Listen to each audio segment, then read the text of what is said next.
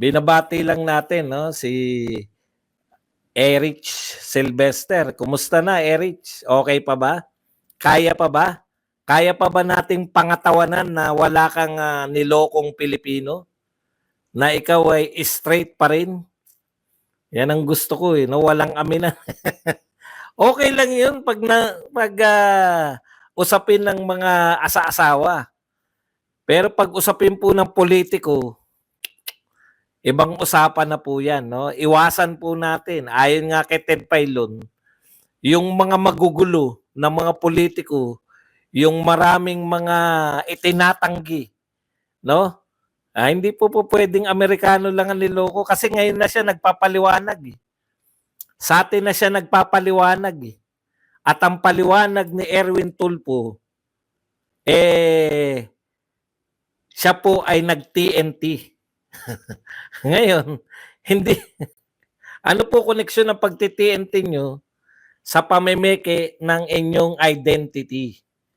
Ngayon tayo niloloko, hindi po yung, Amerikano. Pati po yung pagsasabi na wala akong Pilipinong niloloko, ano yung gusto naming sagutin mo, yung galing na papeles sa US Embassy.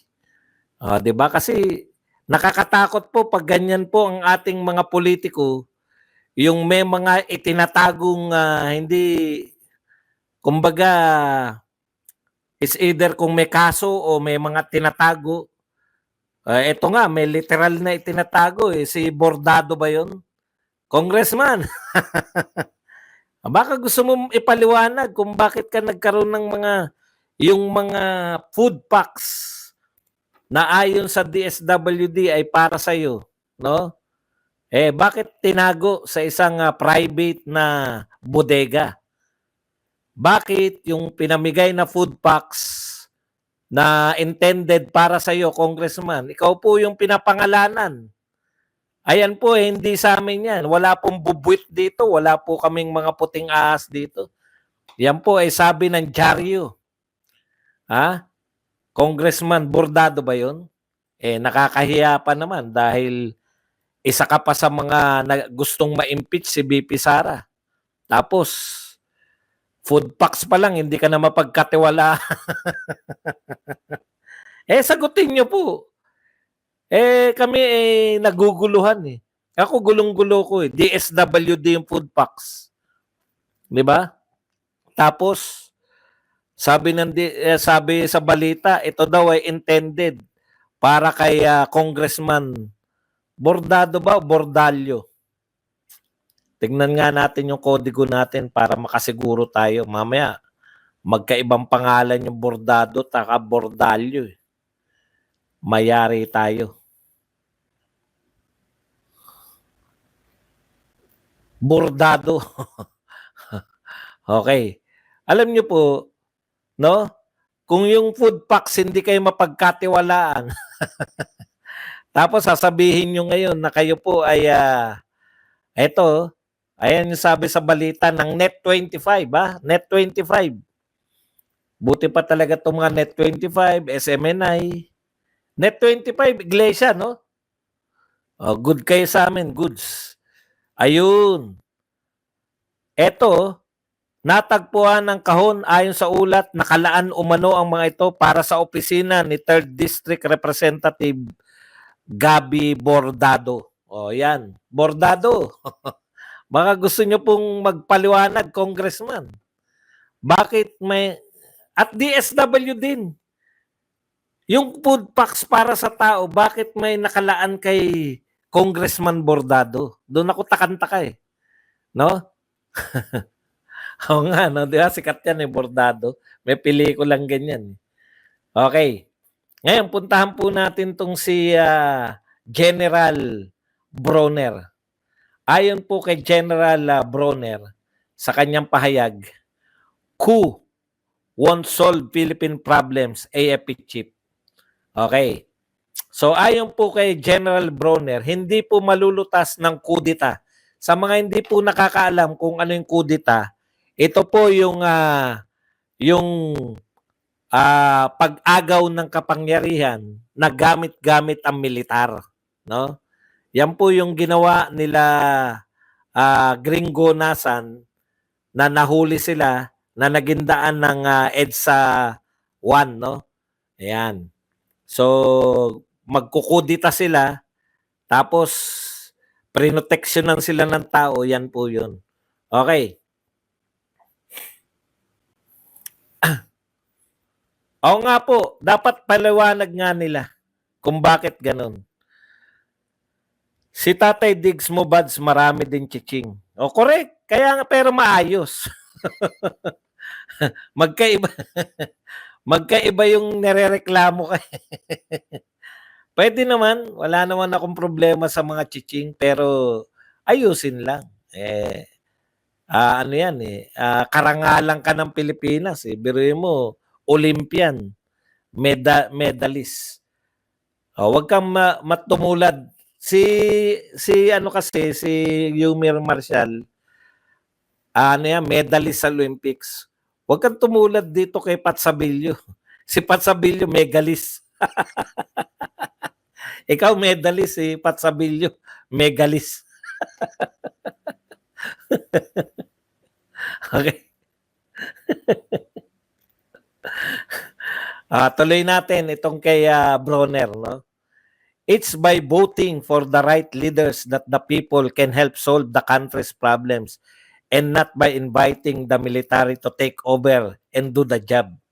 Yan po ang sinabi ni AFP Chief General Romeo Bronner Jr. Alam niyo po, sa pagsasabi nito ni Bronner, para niya nang inaamin, no? Para niya nang inaamin na maraming nananawagan sa kanila na magkudita na. No? Kasi hindi mo mababanggit yan Ito pong inatinan niya, briefing po ng COMELEC kasama ng PNP tsaka yung yung tulong ng AFP dito po sa magaganap na eleksyon, no? Yung the mere fact na nabanggit mo yung kudita, aminado po kayo, Mr. General Bronner, na talagang dumadami na po yung nananawagan na sa inyo, no, sa mga militar. At hindi naman yan nililihim ni Bronner. In fact, sa ibang mga panayam sa kanya, inaamin niya na may mga nagre-recruit na may mga kumakausap sa mga retired o na mga retired officials. May mga kumukumbinsi na kumbinsihin yung mga active, no? So hindi na po usapin yan Kaya nga siya nagre-react na hindi, ako po personally, hindi rin po ako naniniwala na dapat nagkukudita, no? Dapat ang mga militar nakasuporta lagi sa tao. Hindi po sa sa tao, kasi kayo po ay nariyan to protect the Constitution. Ayan. Kaya kung sa tao po nakasuporta yung mga militar. Okay.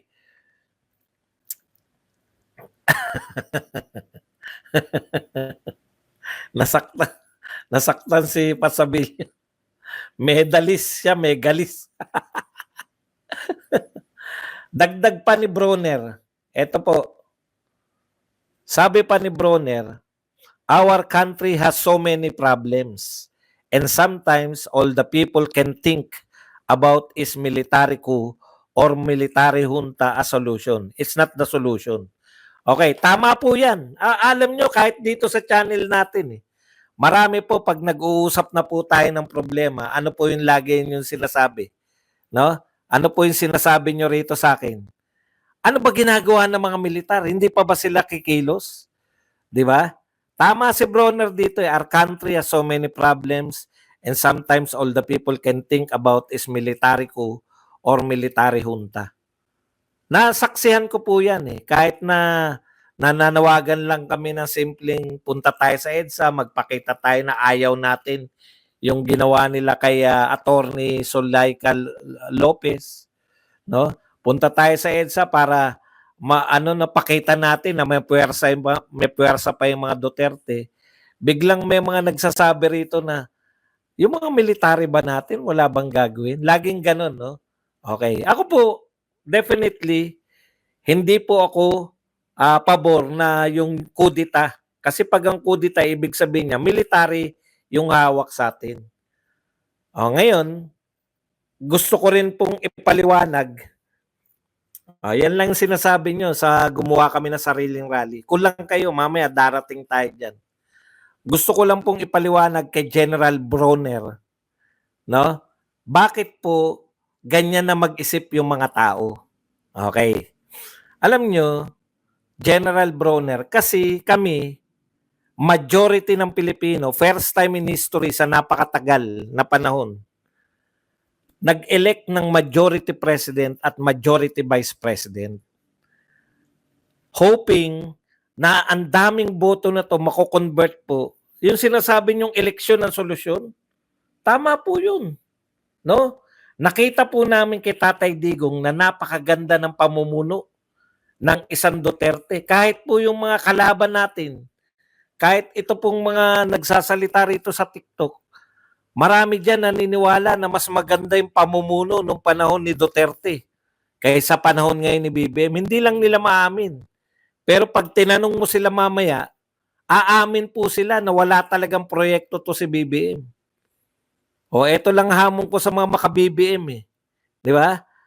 Ang sabi ko lagi sa mga maka-BBM ganito, kami, naging protector din kami ni Tatay Digong. Kayong mga vlogger ni BBM, kaya kami effective na protector ni Tatay Digong kasi naniniwala yung tao sa amin noon nung presidente si Tatay Digong dahil pinagtatanggol namin yung mga proyekto ni Tatay Digong. Ang tanong, kayo, kailan nyo naman ipagtatanggol yung mga proyekto ni BBM? Naiinip na ang lahat eh. Di ba? Kailan nyo naman ipagtatanggol yung mga proyekto ni BBM? Ang ginagawa kasi ng mga BBM supporters, lalong-lalo na ng mga vloggers, pag may sumulpot po na problema, ihanap kagad ng sisi kay Tatay Digong. Lahat po yan. Problema ng bigas. Uy, si Digong yan. Mataas din ang presyo ng bigas. Maghahanap ng mga dyaryo yan. Meron yata time na biglang tumaas yung bigas kay Tatay Digong. Yun na yun. Kay Digong nga, umabot pala ng ganitong presyo. May traffic. Uy, hindi na lutas ni Digong ang traffic. May traffic pa rin ngayon. Problema talaga ni Digong yan. Lahat eh. May utang. Ang lakas mangutang ni Marcos. Ay namana niya lang kay Digong yan. No? May mga suliranin po tayo ngayon. Nawawala po yung pinagbilhan ng ginto. Hindi, nagtatanong tayo. Baka alam ng mga supporter ni ano. Baka alam ng supporter nito ni BBM. Nagtatanong po kami, nasan po yung ginto? Na pagbentahan ng ginto? Hindi nyo rin alam? Lalo na kami, hindi namin alam. Ang dami nating hinahanap na pondo. Tama po ba? Flood control, hinahanap natin. Asan yung mga flood control projects? Bakit may baha pa rin? Sasabihin lang naman, ayun Davao, binabaha pa rin. Kay Duterte yun. Lagi po silang Duterte lang ng Duterte. Lahat na sabihin mo, si Sara Duterte nga, meron siyang confidential fund. Sagutin niyo yung mga tanong. Nasaan yung pinagbenta ng gito? Si Sara Duterte nga, merong piatos eh. Sawa na po yung taong bayan dyan eh. Yun yung problema. Gumawa ng sariling rally, rallying na nga ng DDS yan. Maraming INC DDS. Ayaw ng INC sa korap. Rodrigo Duterte. Okay. Paliwanag ko lang sa atin, no? Sawa na, General Bronner, para po sagutin ko sa inyo. Tama po. Yun po nakikita namin eh. No? Nasaksihan po namin. Dati po, aminado po ako, General Bronner. Mahilig po ako sa politika. Libangan ko po yung politika. Marami pong Pilipino nahilig sa politika buhat nung naging presidente si Tatay Digong. Bakit po? Kasi ang ganda ng pinakita eh. For the first time siguro sa karamihan ng buhay natin, ngayon lang tayo nakakita ng presidente na totoong lumutas ng mga problema. May problema sa droga, may pantapat. Ito ang problema sa droga, problema sa kriminalidad, nag-war on drugs, nag-war on criminality. Totoong proyekto. Teka muna, may nagpakape yata, hindi natin nabate. Rodrigo Duterte, thank you very much sa $5. Ha? Si Tatay Digong nagbigay ng $5.